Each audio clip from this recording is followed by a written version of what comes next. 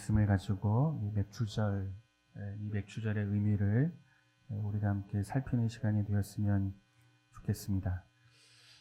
출애굽기 23장을 보면 하나님께서 이스라엘 백성들에게 중요한 세 절기를 말씀하십니다. 이스라엘 백성들이 애굽에서 나온 이 출애굽을 기념하는 유월절을 지키라 하시죠.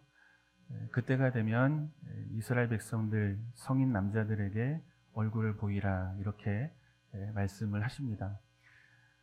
그런데 이 유월절 기간에 이 누룩이 없는 떡을 먹는다 해서 이 유월절을 무교절이라고도 부릅니다. 성경을 보면 그렇게 유월절, 무교절 이렇게 사용하고 있어요. 두 번째 절기는 추수가 끝나고 곡식을 이 창고에 다 거두어 들인 뒤에 지키는 수장절입니다. 그런데 수장절 절기를 지키는 일주일 동안 이스라엘 백성들은 천막을 치고 그 안에서 생활하죠. 광야 생활을 다시 이렇게 기억하는 일주일의 기간을 보냅니다. 그래서 이 수장절을 다른 말로 초막절 또는 장막절 이렇게 부르기도 합니다. 그리고 세 번째 절기는 우리가 오늘 살피는 맥주절입니다. 보리 추수가 끝난 뒤에 지키는 절기라 해서 보리 맥자를 써서 맥주절 이렇게 부릅니다. 그런데 이 맥주절이 유월절 후 7 안식일이 지난 뒤에 지키는 절기라 해서 오늘 우리가 읽은 본문에는 77절 이렇게 기록하죠. 안식일은 총 7일 그리고 7번 그래서 77 이렇게 77절 이렇게 부르는 거예요. 그리고 이제 이 7 안식일이 지난 다음 날 드리는 절기라 해서 50번째 날이다 해서 오순절 이렇게 부르기도 합니다. 그러니까 오늘 본문에 기록된 이 77절이라는 말은 맥주절을 우리에게 설명하고 있는 말씀인 거죠. 본문 26절을 보면 맥주절을 이렇게 지키라고 하십니다. 같이 한번 읽습니다. 77절 처음 익은 열매를 드리는 날에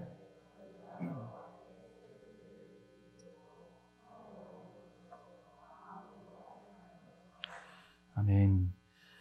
이 맥주절에는 소제라는 제사로 하나님을 예배하게 됩니다. 그런데 또 이어지는 말씀을 보면 짐승을 잡죠. 소제를 드리되 소제는 단독으로 드릴 수가 없어요. 그래서 번제도 드리고 이 번제로 속죄제를 드리고 또 화목제를 드리기도 합니다. 그러니까 짐승도 잡는 거죠. 그런데 소제가 가지고 있는 특징은 곡식으로 제물을 삼는 것인데 하나님이 베푸신 은혜를 감사하며 드리는 제사가 소제입니다. 그러니까 이 소제를 드릴 때는 기억하는 거예요. 아, 하나님이 내게 이런 은혜를 베푸셨지. 하나님이 우리 가정을 여기까지 이렇게 인도하셨지. 참 부족한 내 인생인데 그런 내 인생 안에 하나님 참 큰 긍휼을 베푸셨지. 내 힘으로 살아올 수 없는 인생 참 하나님이 이렇게 도우셨지. 지나온 시간들을 하나님의 은혜로 그래서 감사하며 드리는 제사가 소제고 맥주절에는 그래서 소제로 제사하게 되어 있는 것입니다. 중요한 것은 이 맥주절이 결국 소제를 통해 감사를 고백하는 절기라는 것입니다. 그렇다면 2025년 이 맥주절을 맞아서 우리가 하나님 앞에 돌려야 할 감사는 무엇인가? 우리가 오늘 본문을 통해서 또 성경 여러 곳을 통해서 한 2가지 정도 감사의 제목을 찾는 시간이 되었으면 합니다. 첫 번째, 왜 우리가 하나님 앞에 감사해야 하는가? 따라서 한번 해볼게요. 하나님은 우리를 사랑하신다. 다시 한번요. 하나님은 나를 사랑하신다. 그래서 우리는 감사하는 거죠. 우리 말씀한 곳을 찾아봐요. 시편 139편 1절에서 4절까지 말씀입니다. 우리 한 절씩 있습니다. 여호와여 주께서 나를 살펴보셨으므로 나를 아시나이다.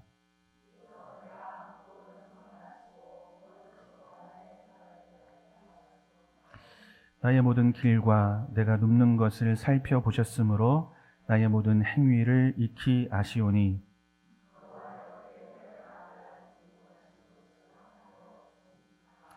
아멘. 여러분, 하나님은 우리를 다 아시는 분입니다. 다 아시는 분. 우리가 살아온 인생의 모든 날들을 하나님은 다 아십니다. 저는 다 모릅니다. 제가 여러분의 삶을 다 볼 수 없기 때문에. 그런데 하나님은 여러분 다 아십니다. 우리가 앉고 일어선 자리를 하나님은 다 보시고 아시는 거예요. 그 자리에서 우리가 어떤 삶을 살아왔는지 하나님은 다 아시는 거예요. 사람의 눈을 속일 수는 있어요. 그런데 하나님의 눈을 속일 수는 없는 거죠. 하나님은 다 아시는 거예요. 우린 우리의 생각을 말하지 않으면 우리는 그 사람이 어떤 생각, 마음을 가지고 사는지 모르죠. 그런데 하나님은 우리의 생각마저도 다 살피고 아시는 분이십니다. 어떤 생각을 가지고 오늘을 사는지, 우리 마음 깊은 곳에 담겨 있는 것이 무엇인지, 하나님 편에서 그분이 원하시는 마음과 생각을 가지고 계획을 가지고 오늘 내 인생을 살아가는지 여러분 하나님은 다 아시는 줄로 믿습니다. 다 아시는 거예요. 뿐만 아니라 우리는 사람의 입에서 나오는 말을 스쳐 지나면 다 기억하지를 못해요. 그런데 하나님은 우리의 입에서 나오는 모든 말도 하나도 놓치지 않으시고 다 아시는 분이라 이렇게 말씀하고 있는 것입니다. 사랑하는 성도 여러분, 2025년을 시작했고 이제 6개월이라는 짧지 않은 시간을 우리가 지나왔습니다. 이 6개월이라고 하는 지난 시간 속에 우리가 하나님 앞에 어떤 삶을 살아왔는지 여러분이 아침 말씀 앞에 다시 한번 돌아보는 시간이 되었으면 좋겠습니다. 여러분, 우린 하나님 앞에서 때로는 사람 앞에서 참 많은 실수와 또 부족함을 가지고 살아왔어요. 이웃을 사랑하라 말씀하지만 우리는 그렇게 사랑하며 살아오지를 못하죠. 때로는 뒤에서 아무도 모르는 줄 알고 흉도 보며 삽니다. 그죠? 다 알아요. 여러분도 제 흉 보는 거 뒤에서. 저도 흉 봐요. 우리의 인생은 그런 거죠. 그죠? 그렇게 우리는 하나님이 다 아시고 보시는데 모르시는 줄 알고 사람의 눈만 피하면 되는 줄 알고 그렇게 하지 않아도 되고 하지 말아야 할 많은 말들을 쏟으며 살아가는 것이 우리 인생입니다. 우린 무엇을 좋아해요? 내 이익을 좋아하죠. 내 이익을 위해서는 무엇도 우리는 감수합니까? 그 누군가의 손해도 감수하죠.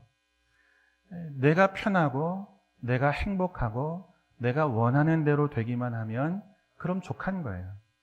상대방이 내 결정을 통해서 어떠한 마음의 상처와 아픔, 손해를 볼까? 우린 생각하고 살지를 않습니다. 그만큼 이기적인 거죠. 그런데 그걸 누가 알아요? 하나님 아시는 거예요.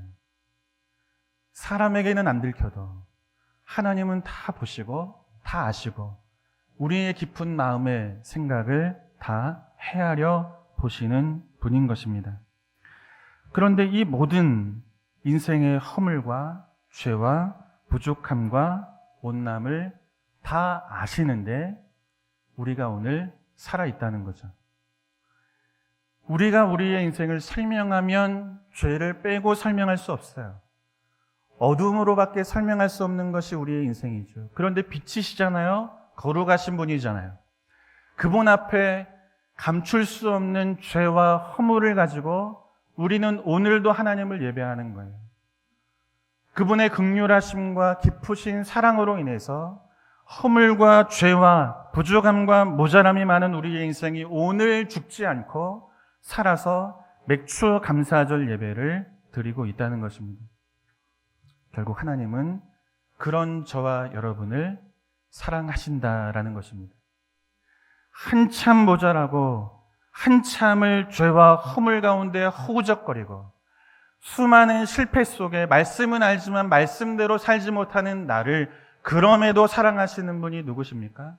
여러분, 우리 하나님이신 줄로 믿습니다. 어떻게 사랑하시는가? 한참 모자란데 이걸 보여주는 말씀이 출애굽기 23장에 있어요. 우리 16절 한 절만 보겠습니다. 16절, 23장 16절 한 절만 봐요. 같이 읽습니다. 맥추절을 지키라. 이는 내가 수고하여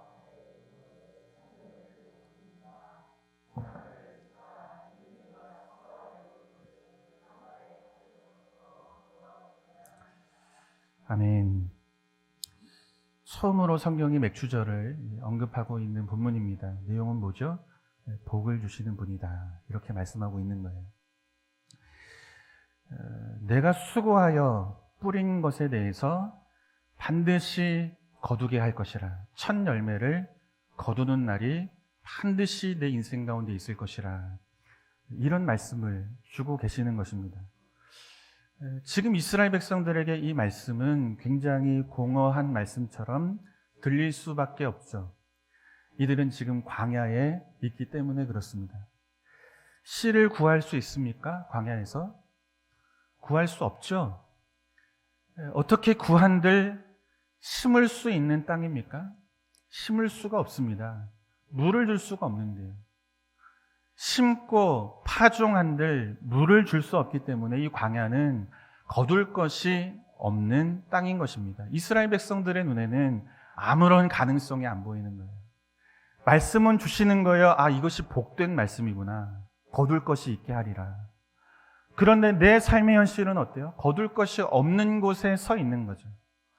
그런데 이때 하나님께서 이스라엘 백성들에게 주시는 말씀은 거둘 것이 없는 땅에서 거둘 것이 있는 인생이 되게 할 것이라 소망과 복된 말씀을 이스라엘 백성들에게 주고 계시는 것입니다. 그런데 더 놀라운 것은 이 복과 은혜의 말씀이 언제 주어지느냐 하는 거예요. 여러분, 우린 언제 상 받아요? 잘해야 상 받죠? 지난주에 성경 퀴즈 대회가 있었는데 다 맞춰야 1등 상을 받는 거예요. 그죠? 잘해야 받죠. 그죠? 열심히 공부한 자가 상을 받는 거예요. 최선을 다하고 성실하게 살 때 우린 보상으로 상을 얻는 거예요. 이것이 세상을 살아가는 삶의 이치인 것입니다. 그런데 지금 하나님이 이스라엘 백성들에게 상 주시겠다는 거죠. 복을 주신다고 말씀하고 있는 거예요. 거둘 수 없는 광야에서 앞으로 내 인생은 반드시 거둘 것이 있는 인생이 되게 할 것이다. 내가 그렇게 만들고야 말 거야. 이 언약의 말씀을 이스라엘 백성들에게 주고 계시는 거예요. 그런데 이 말씀이 언제 주어집니까? 잘할 때 주어집니까? 이들이 무엇인가 성실하게 하나님 앞에 살아서, 그래서 부족함이 없어서, 하나님의 마음이 흡족하셔서, 그래서 지금 이스라엘 백성들이 하나님을 통해 복된 약속의 말씀을 받고 있는 것입니까? 그렇지 않다는 거예요. 출애굽기 14장을 보면 홍해 앞에서 이스라엘 백성들이 하나님을 향해 원망하죠. 왜 우리를 이곳으로 불러내어 죽게 하십니까? 애굽에 매장지가 없어 여기에 묻게 하시려고 우리를 이곳으로 불러내어 죽게 하십니까? 이스라엘이 무엇을 봐요? 10가지의 재앙 속에 담겨있는 하나님의 위대하심과 그분의 능력을 보죠. 우리도 날마다 배우죠. 하나님의 위대하심을. 하늘의 별을 지으시고 그 별들의 이름을 붙이시며 그 위대하신 지혜로 오늘도 온 우주와 만물을 창조하시고 다스리시는 하나님의 위대하심을 우리가 듣죠. 보죠. 우리 인생이 그 하나님을 경험하죠. 이스라엘 백성들이 10가지의 재앙을 하나님의 놀라우신 능력 속에 보는 거예요. 그 능력 속에 애굽에서 나오는 거예요. 그런데 앞에 홍해가 있는 거죠. 믿지를 못하는 거예요. 큰 능력을 보았어도. 배우긴 해도 듣기는 해도 그 하나님이 내 인생 가운데 어떻게 여기까지 이끄셨는지 하나님의 풍성하신 그 은혜를 우리 인생이 경험했음에도 불구하고 여전히 우리는 원망 속에 살아가는 거예요. 왜 내 인생 앞에 홍해를 두십니까? 불평하는 거죠. 이어지는 출애굽기 15장을 보면 또 물이 없다고 하나님 앞에 원망합니다. 성경은 이때를 홍해를 건넌 지 사흘이 된다라고 말씀하고 있어요. 큰 기적을 봤잖아요. 이거 이제 이 홍해 앞에서 우리 죽는구나. 그런데 죽지 않게 홍해를 가르시고 그 땅을 마른 땅 되게 하셔서 건너게 하신 하나님의 놀라우신 기적을 봤잖아요. 그런데 사흘이 채 지나지도 않은 때 또 불평하고 의심하고 원망하죠. 왜 물은 없습니까? 또 이어지는 출애굽기 16장을 보면 이번엔 양식이 없다고 원망합니다. 왜 먹을 양식을 안 주십니까? 어떻게 해야 됩니까, 얘네들을? 또 불평하고 원망하는 거예요. 하나님에 대한 믿음을 다 까먹고 잃어버린 거예요. 언제 10가지의 재앙이 있었는가? 언제 홍해는 갈라졌는가? 언제 마라의 쓴물이 단물이 되어 내 인생의 목마름을 채워주셨는가? 다 잊어버리는 거예요. 오늘 우리의 인생이 그렇잖아요. 하나님 은혜로 여기까지 왔음에도 불구하고 여전히 우리 인생 안에는 불평이 있어요. 원망이 있고. 왜 이런 상황을, 이런 사람을, 이런 형편 속에 내 인생을 두십니까? 우린 늘 원망하죠. 내 소원이 안 이루어지니. 가겠다는 거예요, 애국으로. 고기가마 곁으로 부족함 없이 먹던 자리로 돌아가겠다는 거죠. 지금 하나님 협박하는 거죠. 내 소원 안 들어주시면 교회 안 나옵니다. 이 말하고 있는 거예요. 그렇게 하나님의 은혜를 입고도 하나님을 협박하며 불평하고 원망했던 것이 이스라엘 백성들입니다. 이어지는 17장을 보면 또다시 물이 없는 것으로 하나님을 원망하는 이스라엘 백성들을 보게 되는 거죠. 하나님을 믿지를 않습니다. 마음으로만 담아두지를 않습니다. 입을 열어 온갖 죄를 하나님 앞에 다 쏟아놓는 것이 당시 이스라엘 백성들의 모습입니다. 어떻게 해야 됩니까? 책임을 물어야죠. 책망하고 심판하고. 이 긴 시간 속에 하나님이 어떤 큰 능력과 영광을 보여주셨는지 보고 배우고 경험했지만 그 하나님을 믿지 못한 채 또 의심하는 이스라엘 백성들에게 책임을 물으셔야죠. 오랜 세월 예수를 믿고 말씀을 들었지만 이 말씀 앞에 살지 못하는 우리의 인생을 향해서 하나님 책임을 물으셔야죠. 너 교회 다닌 세월이 몇 년이야? 너 받은 직분이 부끄럽지 않아? 책망에도 부족함이 없는 그때, 심판을 받아도 부족함이 없는 그때 하나님은 이스라엘에게 복을 약속하고 계시는 거예요. 하나님 다 아시잖아요. 우리가 앉고 일어선 자리, 그 자리에서 어떤 삶을 살았는지 다 아시잖아요. 우리는 모르죠. 저도 모르죠. 그런데 하나님은 다 아시죠. 입을 열어 지은 죄, 사람들의 눈은 속여 괜찮다 하지만 하나님을 속일 수 없는 우리 안에 있는 내 심령 깊은 곳에 있는 하나님 앞에 꺼내기 부끄러운 수많은 죄가 우리 인생 가운데 차고 넘치죠. 그런데 이 죄를 낱낱이 들춰내지 않으신다고요. 책임을 묻지 않으시고 복을 약속하시는 거예요. 내가 수고하여 뿌린 밭에서 첫 열매를 거둘 날이 반드시 올 것이라. 여러분, 이분이 우리의 하나님이십니다. 우린 참 부족하고 모자라잖아요. 앞에서 설교하면 멀쩡해 보이고, 넥타이도 오늘 초록색으로 이 양복 자켓이랑 잘 코디하고, 머리에는 뭐 발라가지고 정갈하게 잘 산 것처럼 보이잖아요. 근데 제 안에도 많은 허물이 있는 거예요. 부족함이 있고. 여러분은 속여도 하나님은 속일 수 없는 그런 부족함이 제 인생 안에도 있는 거예요. 그런데 인생을 향해서 책임을 안 물으신다고요. 책임을. 내가 수고하여 뿌린 밭에서 반드시 첫 열매를 거두어 내 앞에 예배하는 날이 있을 것이다. 하나님이 은혜의 말씀을, 복된 말씀을 이스라엘 백성들에게 주고 있는 거예요. 언제 이 약속이 있어요? 잘할 때가 아니고 아주 못할 때. 성실할 때가 아니라 아주 게으르고 믿음 없고 의심 많을 때. 그때 하나님은 여전히 변함없이 복을 비시는 분인 줄로 믿습니다. 그래서 우리는 이 맥주 감사절, 지난 6개월의 시간을 하나님 앞에 우리 인생을 돌아볼 때 우리는 감사하지 않을 수 없는 줄로 믿습니다. 여러분, 그렇게 우리가 하나님의 사랑을 입고 오늘을 살아가는 인생인 줄로 믿습니다. 이 은혜, 이 큰 사랑 잊지 않고 감사하는 저와 여러분 될 수 있기를 주님의 이름으로 축원합니다. 두 번째, 왜 우리는 하나님 앞에 감사를 돌려야 하는가? 따라합니다. 하나님은 우리를 돌보신다. 다시 한번요. 하나님은 나를 돌보신다. 그래서 감사하는 거예요. 하나님은 오늘도 내 인생을 돌보신다. 하나님은. 그래서 우리는 그분께 감사하는 것입니다. 유대인들은 맥추절이 되면 꼭 펼쳐보는 성경이 있어요. 룻기입니다. 룻기가 어떤 시기를 배경으로 삼고 있습니까? 보리 추수 때를 배경으로 삼고 있어요. 그래서 유대인들은 이 맥추절이 되면 보리 추수 때에 베푸시는 하나님의 은혜를 보여주는 이 룻기를 펼쳐서 읽는 그런 전통 혹은 관습이 있습니다. 지금도 그렇게 하는 것 같아요.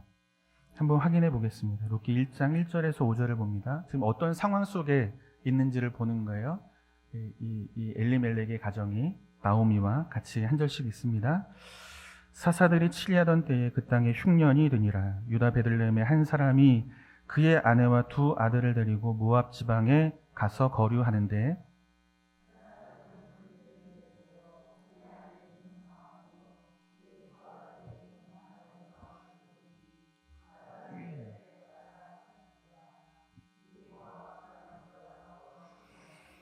나오미의 남편 엘리멜렉이 죽고 나오미와 그의 두 아들이 남았으며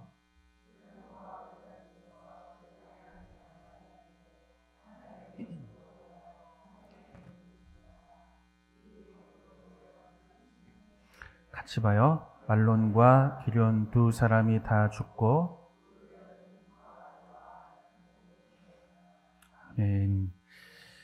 베들레헴에 큰 흉년이 찾아옵니다.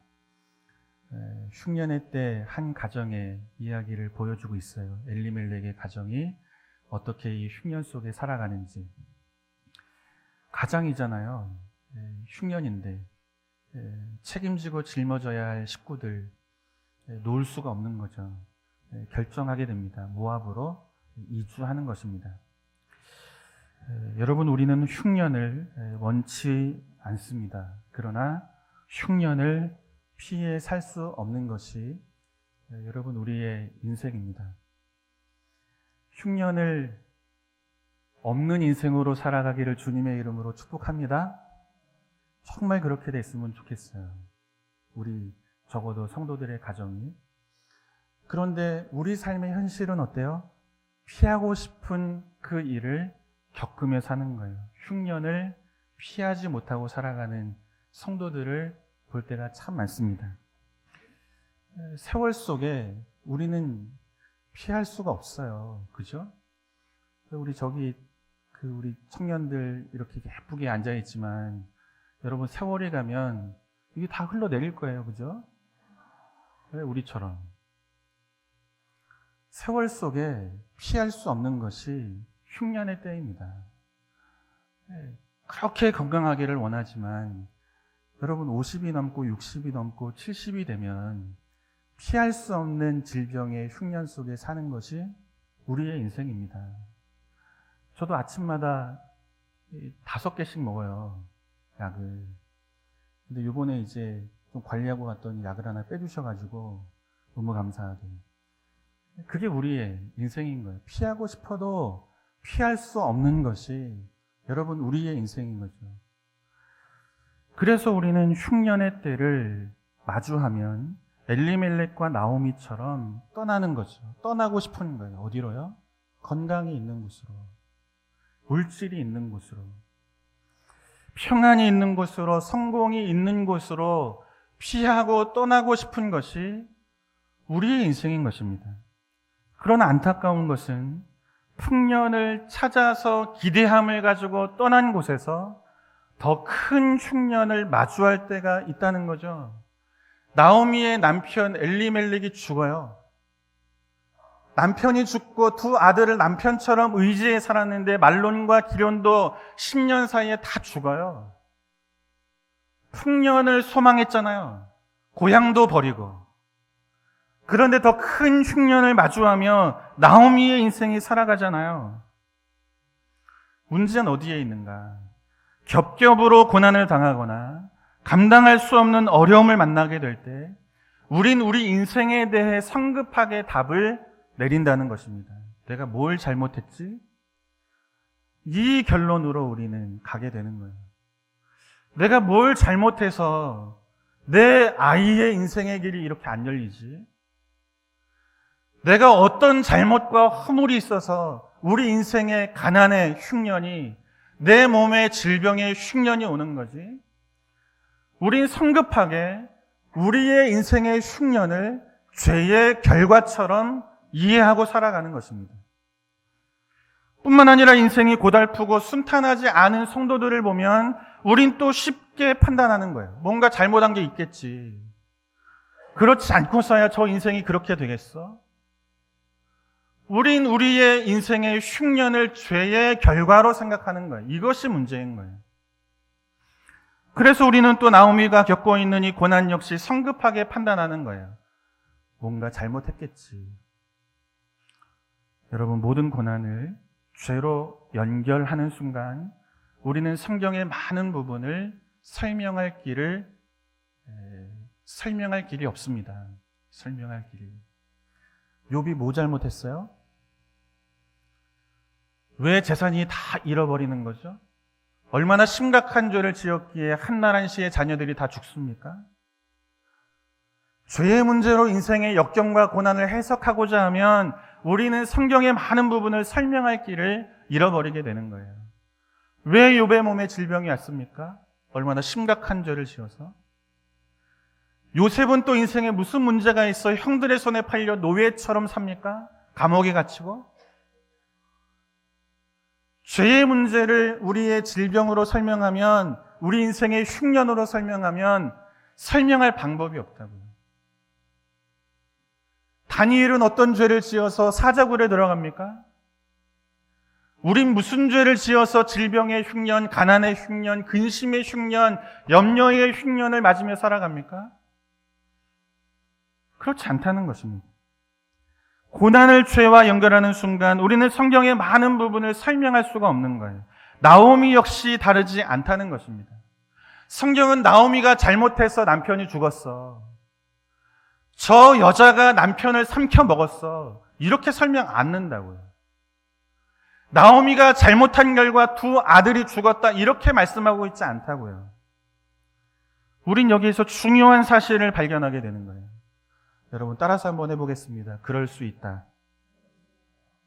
그럴 수 있는 거예요. 그럴 수 있는 거예요. 인생을 살다 보면, 믿음의 길을 걷다 보면 말로 설명할 수 없는, 이해되지 않는 그런 고난과 어려움과 흉년의 때를 만나는 때도 있다는 것입니다. 그럴 수 있다는 거예요. 그런데 중요한 것은 이해되지 않는 고난과 어려움을 만날 때 하나님은 당신의 백성을 헤어나올 수 없는 고난과 깊은 역경의 자리에 던져두시고 외면하시는 분이 아니라는 것입니다. 그분은 당신의 백성을 돌보시는 하나님이라는 것입니다. 내 인생의 흉년의 때, 그래, 흉년이 들었구나, 이것으로 우리의 인생을 외면하시는 분이 아니고 흉년이 된 우리의 인생에 찾아오셔서 우리를 돌보시는 분이 우리 하나님이신 줄로 믿습니다. 그래서 이어지는 1장 6절의 말씀을 보면 우리 하나님이 당신의 백성을 어떻게 돌보시는가 설명하고 있는 거예요. 1장 6절을 보겠습니다. 같이 읽어요. 그 여인이 모압 지방에서 여호와께서 자기 백성을 돌보시사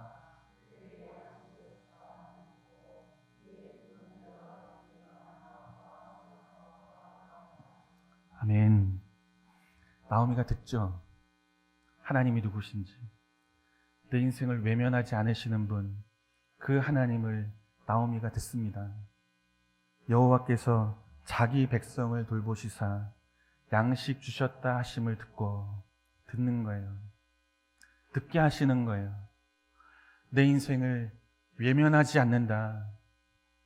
내 인생을 이 깊은 흉년의 때 처박아 두고 내 인생을 모른 척하는 하나님 아니다 말씀하고 계시는 거예요. 여호와께서 자기 백성을 돌보시사 그들에게 양식 주셨다 하심을 듣고 나오미가 이 놀라우신 하나님의 돌보심을 듣게 되는 것입니다. 부르시는 거죠. 고난과 역경 가운데 자기 백성을 위해 풍년의 때를 준비하시고 풍년의 때를 준비한 뒤에 그 자리, 그 참된 잔치의 자리, 그 풍족한 자리, 이런 것이 회복되어지는 자리, 그 자리로 자기 백성을 불러내시는 하나님의 돌보심을, 그 소식을 나오미가 듣게 되는 것입니다. 그런데 이때가 언제입니까? 보리 추수 때라는 것입니다. 그래서 유대인들은 맥추절이 되면 펼쳐서 읽는 거예요. 아, 하나님이 이런 분이지. 오늘 내 인생이 참 어렵고 힘들어요. 그런데 말씀을 펼쳐보는 거예요. 아, 이렇게 보리 추수의 때 흉년 맞은 내 인생을 위하여 잔치 자리를 예비하시고 그곳으로 나를 불러 위로하시고 힘을 주시고 돌보시는 분, 외면당한 것처럼 살아가는 그런 내 인생이 아니라 하나님은 나를 끝까지 붙드시는 분, 그 하나님이 누구신지를 펼쳐보는 거예요. 아, 나오미를 이렇게 인도하셨지. 그렇게 내 인생도 인도하실 것을 믿음 안에서 소망하며 살았던 자들이 유대인들이고 오늘도 이 말씀 앞에 하나님의 돌보심을 감사로 고백하며 살아가고 있는 것입니다. 맥추절 잔치의 자리로 나오미를 초대하고 계시는 거예요. 거둘 것이 아무것도 없던 나오미의 인생을 거둘 것이 있는 인생으로 부르고 계시는 것입니다. 거둘 것이 없는 땅 광야를 지나 뿌리고 심고 거둘 것이 있는 땅 가나안으로 이스라엘 백성들을 인도해 가신다는 것입니다. 반드시 내가 수고하여 뿌린 밭에서 거둘 양식이 있게 할 것이라. 이렇게 하나님이 이스라엘 백성들에게 복을 주셨는데 그 복된 소망의 말씀이 하나님의 능력과 인도하심 속에 이루어지더라. 그분이 우리 하나님이더라. 그분의 돌보심은 오늘도 우리의 인생과 우리 가정과 자녀와 우리 몸된 교회와 우리 민족 가운데 있더라. 이 소망을 가지고 오늘을 사는 자가 누구입니까? 맥추절 절기에 예배하는 자라 말씀하고 있는 거예요. 그렇게 돌보시는 하나님 앞에 우린 무엇으로 예배합니까? 감사로 예배하는 거예요. 감사로. 이 소망 가지고. 이처럼 하나님은 복을 약속하시고 그 복을 이루어 주시는 분인 줄로 믿습니다. 바라기는 맥추절을 맞아서 하나님께서 우리에게 베푸신 이 은혜와 복을 세어보며 날마다 감사로, 넘치는 감사로 하나님 앞에 서는 저와 여러분, 우리 성령교회 되기를 주님의 이름으로 축원합니다.